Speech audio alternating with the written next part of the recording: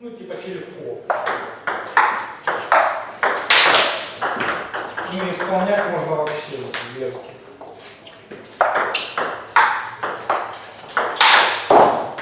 Как получается?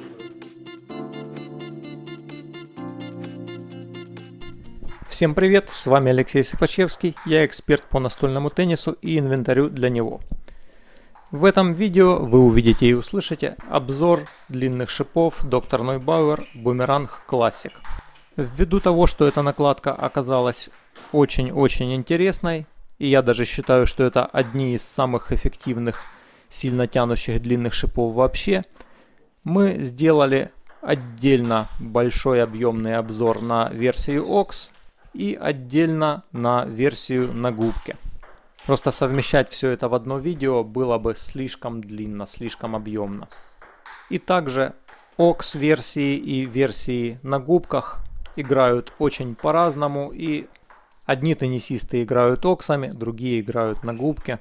Тем, кто играет OX, не очень интересно про губку, тем, кто играет на губке, не очень интересно про OX. Это тоже повод, почему мы стараемся делать отдельно обзоры на OX и на губке.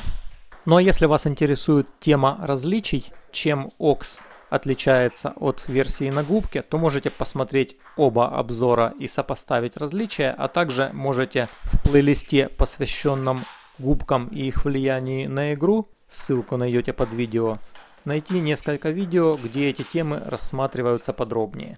Итак, приступим к собственно обзору. Я рекомендую досматривать до конца, весь обзор будет интересный. Также я рекомендую пользоваться оглавлением видео, чтобы найти нужные темы или их пересмотреть, к ним вернуться, если что-то нужно увидеть повторно. Мы размечаем наши видео на эпизоды, пользуйтесь этим на здоровье, чтобы легко найти интересующий фрагмент. Boomerang Classic OX. Протестировав сегодня эту накладку, я как-то даже удивился, почему я ее не тестировал раньше. Наверное, потому что она давно выпущена, и я думал, что раз она давно выпущена, это одни из самых первых тянущих длинных шипов Dr. Neubauer, то, наверное, это уже неинтересно, типа устарело и так далее. Поэтому мы сегодня так и удивились, насколько у них оказались мощные игровые свойства. Для начала скажу о их базовых свойствах. Накладка медленная, очень сильно тянущая, шипы с выраженными насечками. Насколько сильно они способны цеплять мяч, как для длинных шипов, это можно видеть уже при набивании. Я обычно не записывал набивание с зацепом для длинных шипов, но именно для этой накладки я его записал, чтобы показать, что вот она даже в оксе так цепляет мяч, и можно видеть, насколько мяч отскакивает в сторону после зацепа. Жалко, что эта накладка не попалась мне раньше, когда я сам играл сильно тянущими длинными шипами. Мне бы она под мою ту игру очень хорошо подошла, и думаю, что ей можно было бы много всякого интересного исполнить и много всякого выиграть. Разберу теперь игровые свойства по порядку, по пунктам. Кач на столе. Эта накладка вот прямо создана для злобного и агрессивного кача на столе.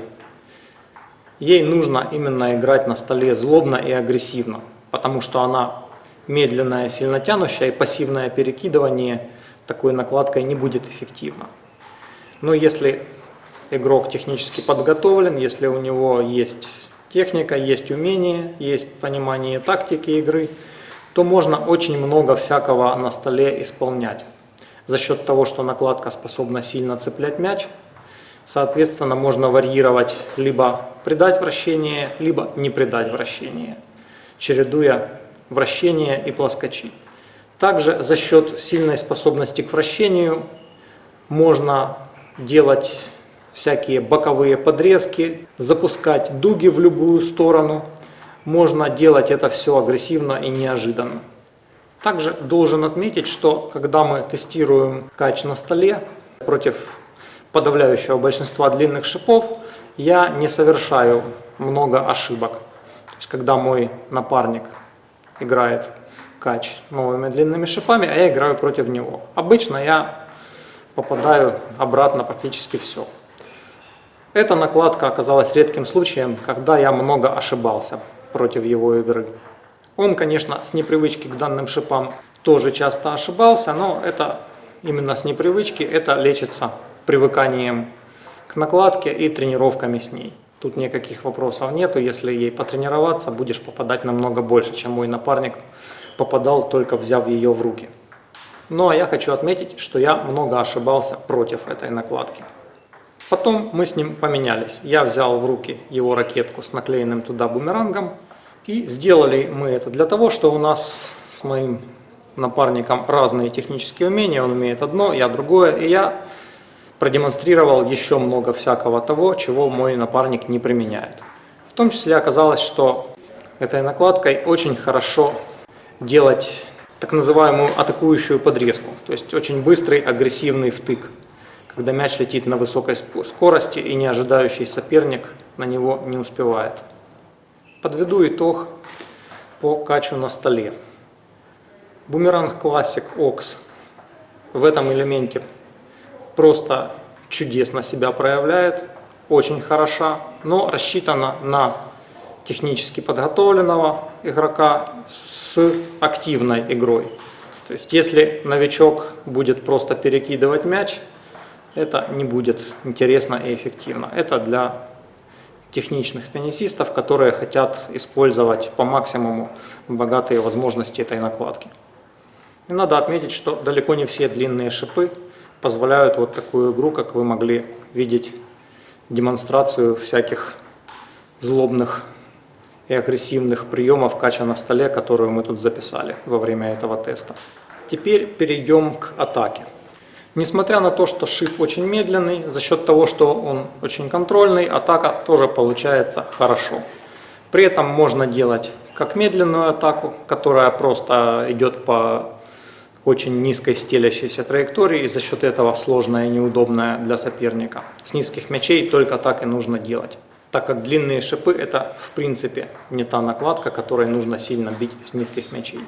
А вот по высоким мячам можно пробивать изо всей силы, и делается это очень точно и уверенно.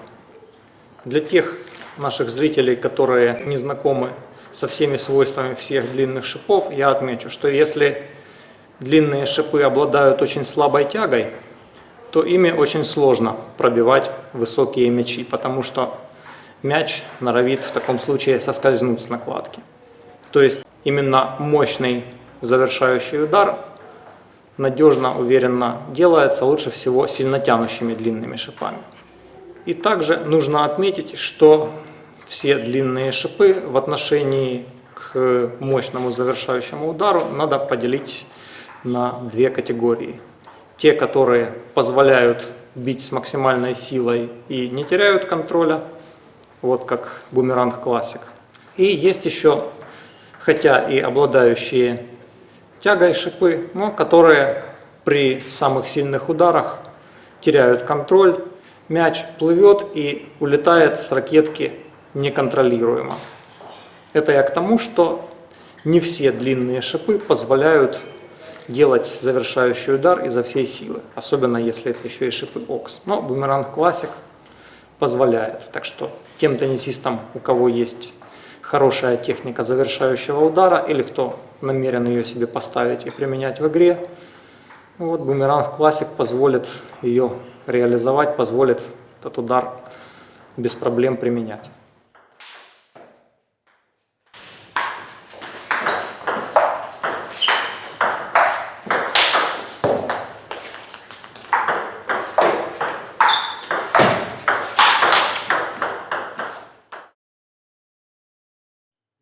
Что касается блока. Эти шипы, безусловно, не являются чисто блоковыми шипами, то есть игрокам, которые просто стоят у стола и все блочат, у которых блок это главный и чуть ли не единственный элемент в игре. Вот, это шипы не для такого варианта игры. Но значит ли это, что ими нельзя делать блок? Конечно же нет. Блоками делать вполне можно, просто он требует иной техники, чем, например, многие чисто блоковые шипы со слабой тягой. То есть блок тут работает примерно в таком же варианте, как с разными другими сильно тянущими шипами. Мой напарник довольно много ошибался в блоке с непривычки, ну и вообще он такими сильно тянущими шипами в принципе не играет, поэтому у него техника настроена на более слаботянущие шипы. Вот. Но тем не менее блок, даже несмотря на это, у него получался в большом проценте случаев, так что если еще и привыкнуть и потренироваться, то блок будет гораздо надежнее. Если вы хорошо умеете играть сильно тянущими длинными шипами, знаете, как ими делать блок, то я думаю, что с этой накладкой не понадобится много времени, чтобы на нее настроиться и ей тоже уверенно блокировать.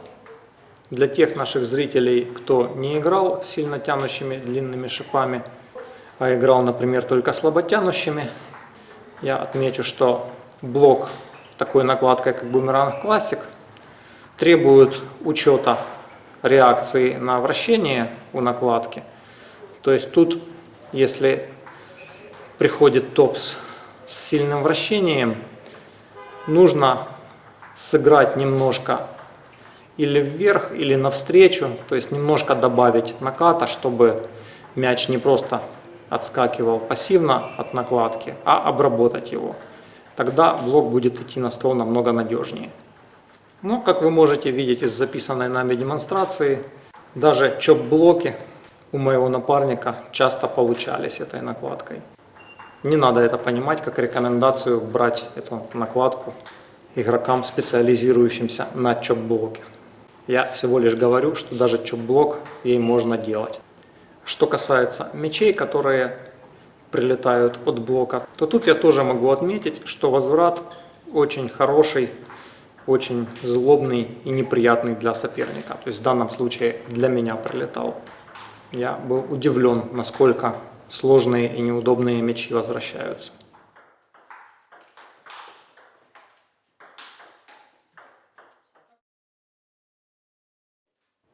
И защиту в дальней зоне мы никак не могли не попробовать, так как производитель эту накладку вообще позиционирует как длинные шипы для классической защиты. И я тут могу только согласиться с тем, что в классической защите эта накладка прекрасна. Она играет вдали от стола в подрезке по топ-спину очень контрольно. И она способна на очень сильные подрезки с очень хорошим, мощным таким запилом по сложной и неудобной траектории. То есть сокращу подробности и просто скажу, что все, что требуется от длинных шипов для классической защиты, тут есть на очень хорошем уровне. Это контрольно и удобно для обладателя, сложно и неудобно для соперника. Для классической защиты даже в варианте OX эта накладка просто чудесно хороша. И напомню о том, что, как и любые сильно тянущие длинные шипы, подрезку из дальней зоны можно и нужно варьировать запилы и плоскочи, чтобы соперник не привыкал к одним и тем же мячам. И другой элемент из дальней зоны, кроме подрезки, который можно применять, дальний блок. Про него тоже нужно сказать. Мы попробовали, у нас он получился и у моего напарника, и у меня как-то весьма нестабильно. Похоже, что этой накладкой из дальней зоны нужно только подрезать по-всякому. Но дальний блок, либо мы не поняли, как его делать. Кстати, если вы ей играли и у вас это хорошо получается, напишите в комментариях. Либо, может быть, это элемент не для этой накладки. Несколько слов про подачу. Не все знают, но длинными шипами тоже можно эффективно подавать. В принципе, любыми длинными шипами можно эффективно подавать. Но если шипы не способны цеплять мяч, особенно оксы часто не способны, то остается только применять скорость и плейсмент. Ну, то есть точный выбор, куда направить мяч, чтобы было неудобно сопернику. Boomerang Classic даже в оксе способен придавать вращение, так что тут можно не просто низко и коротко подать, но еще и даже нижнее вращение к этой подаче добавить. Ну, надо отметить, что тут еще от сочетания с основанием зависит. На каких-то основаниях, возможно, мяч не будет так хорошо цепляться, как на этом, на котором мы тестировали. Но это нюанс, который относится абсолютно ко всем накладкам, что они на каких-то других основаниях, в каких-то других сочетаниях могут работать немного не так, как они работали у кого-то или в каком-то тесте.